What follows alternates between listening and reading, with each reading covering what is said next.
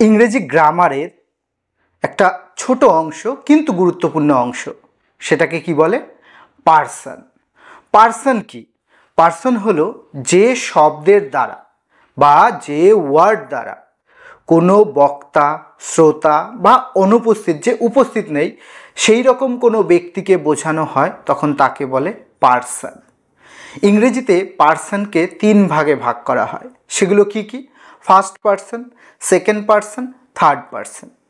এবার চলো একে একে দেখে নেওয়া যাক এগুলো কোনটা কাকে বলে। এই যে ফার্স্ট পার্সন বলছি, ফার্স্ট পার্সন কাকে বলে? এই যে আমি এখানে কথা বলছি, অর্থাৎ বক্তা যে কথাগুলো বলে তাকে বলে ফার্স্ট পার্সন। যেমন আই, উই, আমি, আমরা, এই সমস্তগুলো হচ্ছে কি ফার্স্ট পার্সন। সেকেন্ড পার্সন কাকে বলে? যিনি শ্রোতা, এই যে তোমরা শুনছো আমাকে, তুমি বা তোমরা, এগুলো হচ্ছে কি সেকেন্ড পার্সন। আর লাস্ট যেটা রইল সেটাকে বলছে কি থার্ড পার্সন। থার্ড পার্সন কাকে বলবো?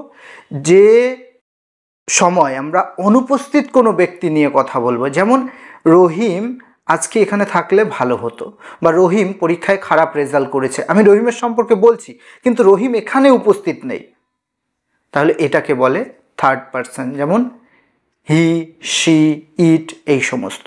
আর একটা বাক্য গঠনের ক্ষেত্রে এই পার্সনের কিন্তু একটা গুরুত্বপূর্ণ রোল বা ভূমিকা রয়েছে।